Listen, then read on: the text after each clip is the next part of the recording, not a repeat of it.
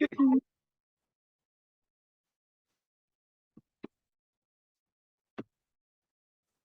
Good morning, everyone. Wish I could see you all, but lovely to be with you all. So I'm going to share today some of my story and some of the things that I've learned that have really changed how I live my life. Back in 1984, when I was just 27, I heard the news that a bomb had gone off at a hotel in Brighton in England on the south coast, and the Conservative Party were having their annual conference.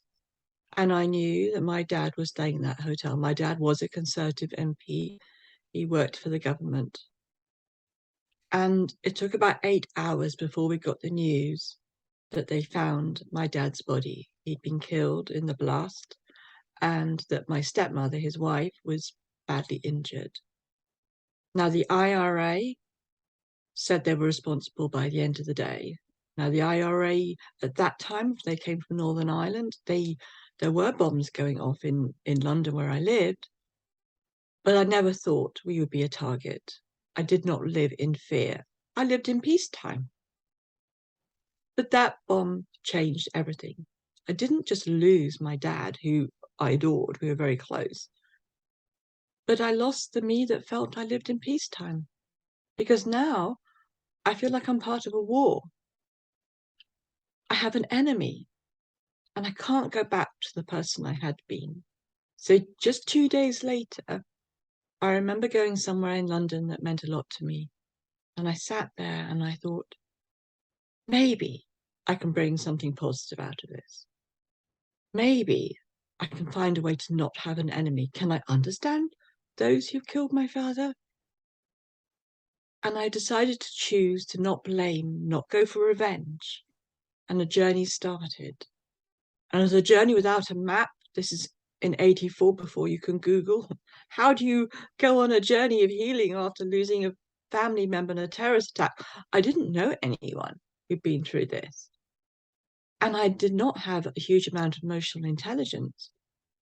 But somehow I had a direction, I had a focus. And I could trust that life would bring me the experiences I needed in order to learn and grow. But we're in the middle of a conflict still. So it was difficult. But a very extraordinary experience came to me within a few weeks. I ended up sharing a taxi with an absolute random stranger. Because it was late at night, there was no one else. There was no taxis around, and he was going the similar direction, so we shared a taxi.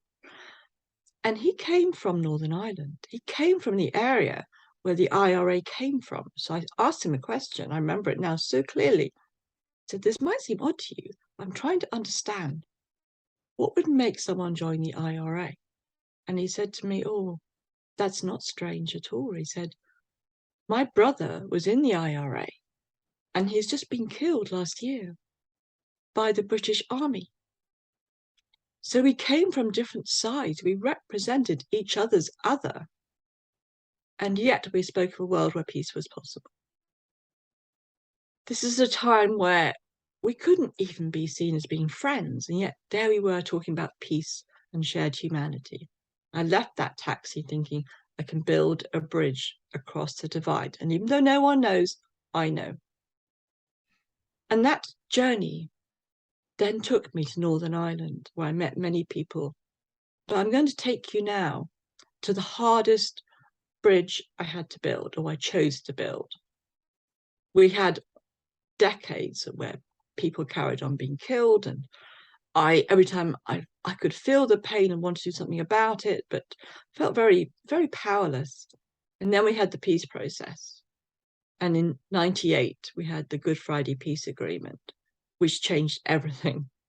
And one of the reasons that it changed everything was that the one person who was sentenced for planting the bomb, he walked free from prison.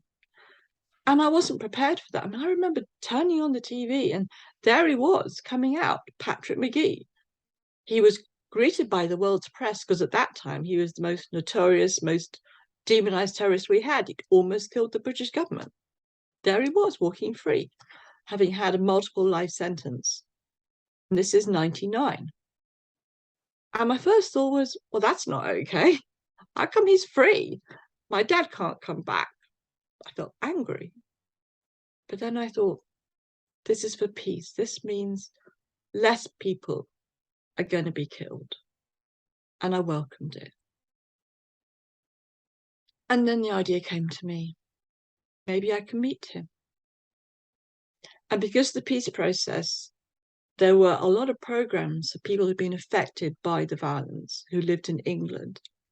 And I went and attended some of those in the beginning of 2000. And it was the first time that I met other people, because we were all in England, we were all over the place who'd been affected by the IRA violence. But suddenly I was with people who were there, who understood my pain, who themselves had their stories. It was a very transformative time. And I began to meet ex-prisoners on both sides. And I met ex-soldiers, and I was immersing myself in the conflict. There was a reconciliation happening between different groups, all done in absolute secrecy and confidentiality with emotional safety. And I talked to these ex-prisoners and said, do you know Patrick Magee? I'd like to meet him. And people went off and tried to arrange it. It took quite a long time. But by the end of 2000, I got the news that he would meet me. And I remember it so well, getting the phone call, Joe, can you be here tonight? As a friend's house in Dublin in Ireland. And my first thought was, well, not today. I'm not feeling visionary or peaceful. This is too difficult. How can I meet him today? Wrong day. But then I thought, how could this feel okay? This is huge. And so I said yes, and off I went to meet him on my own. No one there to support me. Now I do facilitate restorative meetings, all sorts, and this is how not to do it. Literally, I'm on my own. There's no one there to facilitate it. It's not a prepared environment. It's just a house in Dublin. But I had this need, not to tell him he was wrong, but to see him as a human being. And I remember him walking into this kitchen, and I got up and shook his hand and thanked him for coming. He thanked me for inviting him. We were really polite. And we went to our own room, and I remember looking into his eyes and thinking, you don't look like my idea of a terrorist. What is my idea of a terrorist? Another part of me saying, Joe, go now. Shouldn't be talking to the man who killed your dad. You're betraying your dad. Go now. But I stayed because I wanted to know, was he behind all the labels? And he presented at that time with a political righteousness. He came with a sense of, we had to do this. We had to do this for political reasons. It wasn't personal. And he's talking very much about, we did this, not I. And giving me a kind of righteousness, which actually I was prepared for. But I was still curious. I asked him lots of questions, and I shared a poem I'd written for him. And the poem, I could see that it began to move him and he started changing. But he was still justifying killing my father. Now, that's hard to hear. So I thought, I'm going to go now. But I've seen that he cares for his community. He's now a human being with a story. And I don't need to meet him again, and no one will ever know I've met him. But it's helped heal something in me, something that was taken away when the bomb went off. And that's when he changed. And he looked at me and he said, Joe, I don't know anymore who I am. Can I hear your pain? Can I hear your anger? What can I do for you? And I knew in that moment that he'd taken off his political hat. He'd dropped the self-righteousness, and he'd opened up and become vulnerable. And so I stayed. And the conversation was very different after that. He no longer used the word we. He started talking about I. And he wanted to know about my dad, wanted to know the kind of man he'd been. He wanted to know how it impacted me. It was very, very different conversation. And after an hour and a half, I had reached my limit of listening to him. I listened to him in a way I hadn't listened to anyone. And I'd also listened to myself, and parts of me were also finding it difficult. So it was time to go. And he said to me at the end, "I'm really sorry I killed your dad." Now, I didn't go for an apology, because what would that mean to me? But what I got from that was a sense that he now sees my dad as a human being. And when he planted that bomb, he didn't see anyone in the building. He demonized them. It was just a legitimate target, all these horrible words, collateral damage. But now he's waking up to the fact that there's a cost to his humanity. And actually, he killed human beings. And my dad had a soul. Now, he didn't say all that at that meeting, but that's what he conveyed with that apology. And I said to him, "I'm so glad it's you," which is an odd thing to say. What I meant was his preparedness to open up to me. And I remember ending that meeting feeling disorientated, like I'd met my enemy and I'd seen some of his humanity. And what did that mean? Had I betrayed my father? But I knew it wasn't finished. I wanted to go back for a second meeting. Little did I know that 22 years later, we're still in dialogue with each other.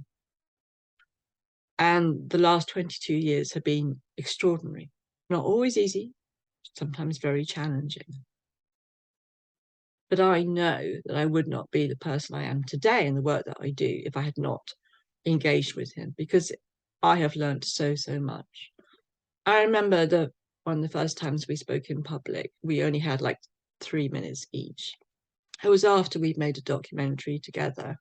And he said, "I now know I could have sat down and had a cup of tea with Joe's dad." Now, the Conservative government didn't have a policy of cups of tea. They still don't have policies of cups of tea, because to me, that's about dialogue and respect and equality and dignity. And I can imagine the two men together. How much more powerful and better would it have been if we'd had dialogue before the violence started? And that has shaped, a lot of the work that I do. And Patrick has said he was disarmed by my empathy. That's what disarmed him. And that's extraordinary. This man who spent all his life, adult life, since he was like 18, either active in the IRA or in hiding or in the prison, that he was disarmed by empathy. Like, what does that say about empathy? And if I'd gone in there ranting and going, "I'm right, you're wrong," he wouldn't have changed. He would be more entrenched in his position. But he was disarmed by me 22 years ago. I didn't have much confidence. I didn't know what I was doing. Just wanted to listen. That disarmed him. And I think empathy is such a powerful tool that we have. But what does it take? What does it take to listen and give empathy rather than blame? And I remember recently I was talking to an amazing group of young people in Myanmar who all experienced trauma, all of them, and conflict. And we were talking about revenge. And one of them was saying, "I really want to go for revenge. I feel so angry. I've been so hurt." And I'm like, well, yeah, I understand that. Sometimes stopping revenge is like trying to stop gravity. It's so difficult. And it's natural. It's our human instinct. When we're hurt, how many of you have been hurt? And you go, well, who can I blame right now? And I still have that. But when we go for revenge, we lose something of ourselves. Patrick is still working on reclaiming that humanity that he's lost through using violence. Of course, that's a big story. That's extreme. But I believe it applies to even smaller times when we want to blame someone. And I think when we blame someone and want to go for, so revenge would be at the end of the spectrum, but even blaming, we're giving our power away. We're giving away something to someone else and say, you've got power over how I feel. And that's what I changed all those years ago. I had no control over what happened to me, I don't believe, but I could choose how I respond. That empowered me. That empowered me to go for a different future. So I can't change the past, but I can change the future. But it's hard. And it's not something that we're taught. But I believe resilience and changing the future is about saying, I'm going to choose how I feel. And that is by giving up revenge. Just imagine if all these years I had Pat in my head as someone who'd caused me all this distress. I would have been hurt twice. Once because he'd killed my dad, and two because he's the reason why my life is difficult. And it has been difficult. So I do not have him in my head as the person who's hurt me. Yes, he did kill my father, but he's also the man who we've shared platforms together all over the world, in Switzerland, in Rwanda, Lebanon, all over Europe.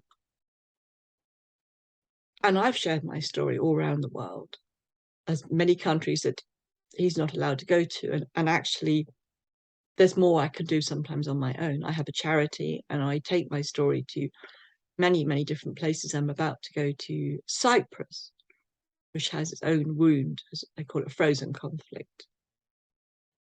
I used to feel that my heart was healing these islands that I live on, and that's where my focus was. But now it's the world.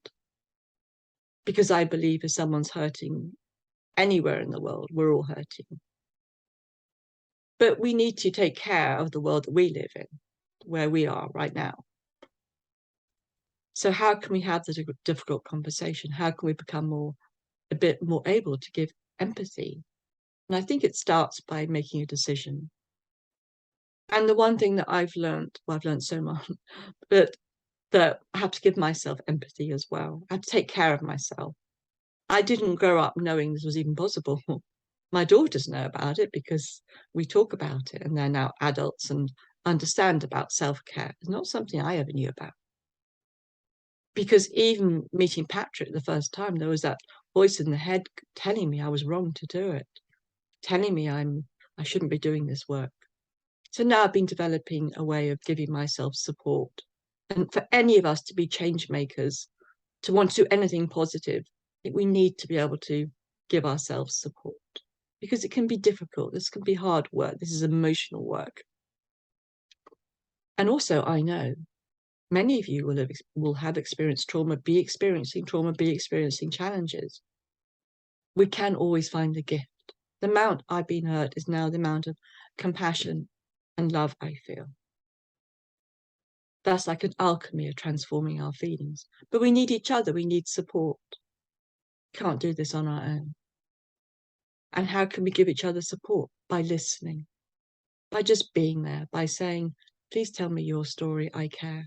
I remember in Rwanda, so much pain there, and yet what could I do? I could reach my hand out and say, I care, I listen. Not I have solutions, not I know what you need to do, because I don't.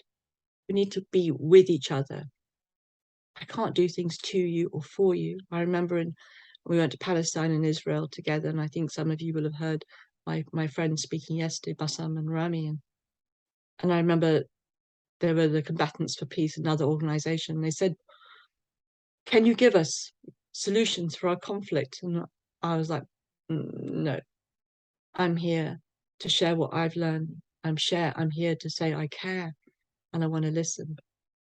You know what you need to do, and I really believe that. We all have our internal knowledge, awareness of what we need to do. And we can access that through people listening and witnessing us, but not giving us the solutions. So my last words for you today are, however difficult life is at the moment, and certainly in the UK, things are hard, and I'm sure they are with you as well. It is possible to have hope. Hope to me is actually a form of non-violence. It's a form of saying, okay, I'm going to work for a more just, peaceful, beautiful world. even though right now I see lots of hard things going on. I'm going to cultivate hope and that work we do on ourselves. So yes, there are times when I feel down and low, and and the best question I can ever ask myself is, what do I need right now to feel better? And that gives myself it empowers myself to do something about it. And I might reach out to friends. I might hear about hope in another part of the world. I might reach out to Bassam and say, how are you, my friend? There are people there who are like my peace heroes. Or I might ask a friend to listen to me, or I might go for a walk in my beautiful woods.